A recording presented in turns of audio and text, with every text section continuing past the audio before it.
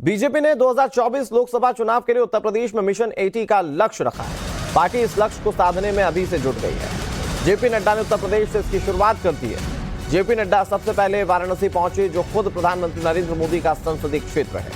मुख्यमंत्री योगी आदित्यनाथ, प्रदेश अध्यक्ष, क्षेत्रीय अध्यक्ष और सरकार के कई मंत्री जेपी नड्डा के स्वागत के वक्त वहां मौजूद रहे।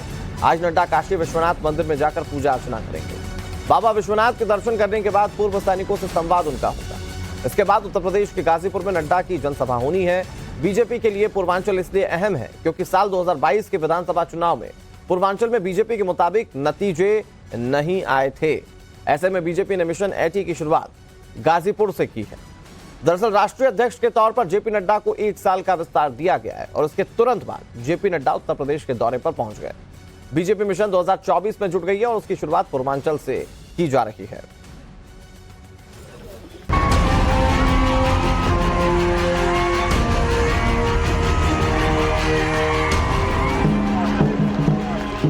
मोदी का मिशन 24। लोकसभा चुनाव को 400 दिन से कम बचे हैं, लिहाजा सियासी सेटिंग शुरू हो चुकी है। पीएम मोदी ने 2024 में सत्ता की हैट्रिक लगाने के लिए अपना एजेंडा सेट कर दिया है। इसी कड़ी में प्रधानमंत्री नरेंद्र मोदी ने महाराष्ट्र और कर्नाटक में सौगातों से सियासी बिसात बिछा दी है, तो पार्टी अध्यक्ष जेपी नड्डा की नजर उत्तर प्रदेश के पूर्वांचल पर है। तैयारी विपक्ष दल भी कर रहे हैं। राहुल गांधी की भारत जोड़ो यात्रा जम्मू कश्मीर पहुंच चुकी है, जिसके जरिए वो चुनावी माहौल बनाने में जुटे हैं, तो दूसरे विपक्षी दल भी वोटरों को साध कर 2024 में गेंद अपने पाले में करने की रणनीति तैयार कर रहे हैं। पीएम मोदी का फोकस फिलहाल कर्नाटक और महाराष्ट्र की 76 लोकसभा सीटों पर है।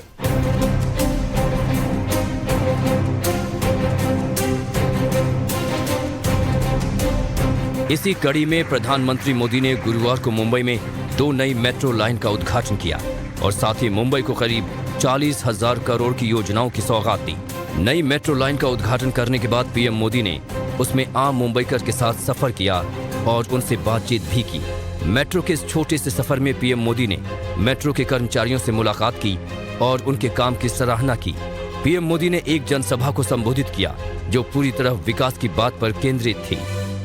जब राज्य में विकास के लिए समर्पित सरकार होती है, जब शहरों में सुशासन के लिए समर्पित शासन होता है, तभी ये काम तेजी से जमीन पर उतर पाते हैं। मुंबई के विकास में स्थानीय निकाय की भूमिका बहुत बड़ी है।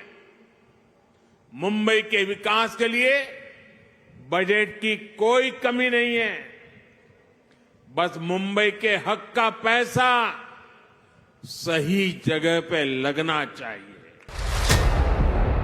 पीएम मोदी ने सिर्फ मुंबई ही नहीं, पूरे महाराष्ट्र को साधने का प्रयास किया।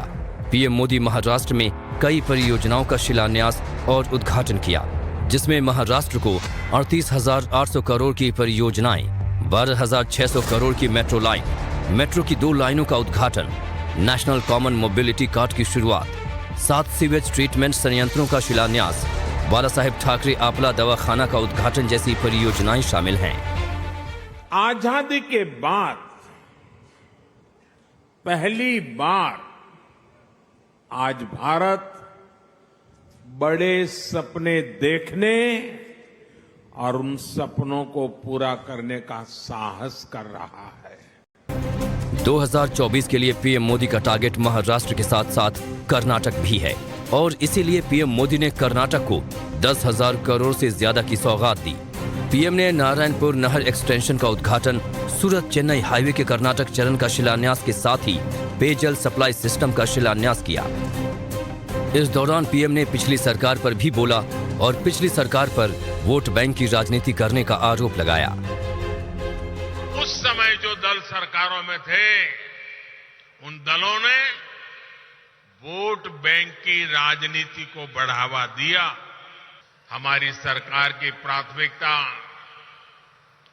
वोट बैंक नहीं है, हमारी प्राथमिकता है विकास, विकास और विकास। मोदी का मिशन 76 क्या है, उसे समझने के लिए आपको इन दोनों राज्यों के 2019 के लोकसभा चुनाव के नतीजों पर नजर डालनी होगी। पहले बात कर्नाटक की करते हैं। कर्नाटक में कुल 28 लोकसभा सीटें हैं। 2019 में मोदी के नेतृत्व में बीजेपी ने 28 में से 25 सीटें जीती थीं। वोट प्रतिशत 89.3 रहा। महाराष्ट्र में लोकसभा की कुल 48 सीटें हैं, जिन पर बीजेपी और शिवसेना ने 2019 में साझा चुनावी लड़ाई लड़ी। बीजेपी को 23 और शिवसेना को 18 सीटों पर जीत मिली। बीजेपी का वोट प्रतिशत 47.91 रहा और शिवसेना का 37.5, यानी कुल मिलाकर 85.41% रहा। हालांकि अब शिवसेना ने बीजेपी को छोड़कर अलग राह अपना ली है। अलग होने के बाद शिवसेना में ही फूट पड़ गई। एक तरफ उद्धव ठाकरे की शिवसेना तो दूसरी तरफ एकनाथ शिंदे की शिवसेना, और बीजेपी ने मौके पर चौका मारकर एकनाथ शिंदे की शिवसेना के साथ गठबंधन कर लिया और उद्धव ठाकरे कंफ्यूज हैं कि मोदी का विरोध करें या ना करें। गुरुवार को छपे शिवसेना के मुखपत्र सामना में इसकी नजीर दिखाई दी।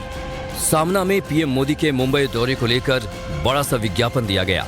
उद्धव गुट ने आरोप लगाया है कि जिन कार्यों का उद्घाटन पीएम मोदी कर रहे हैं वो उनकी सरकार में हुआ है, तो दूसरी तरफ सामना में ही पीएम मोदी के दौरे और विकास कार्यों के उद्घाटन का विज्ञापन दिया। उद्धव की शिवसेना कंफ्यूज है, लेकिन बीजेपी का टारगेट सेट है। 2024 के लिए पीएम मोदी ने एजेंडा सेट कर दिया है। जीत का प्लान तैयार कर उस पर आगे बढ़ना शुरू कर दिया है। अब सवाल उठता है कि क्या लोकसभा चुनाव में बीजेपी वैसा ही कारनामा कर पाएगी जो हाल ही में हुए गुजरात विधानसभा चुनाव में किया। ब्यूरो रिपोर्ट, टाइम्स नाउ नव भारत।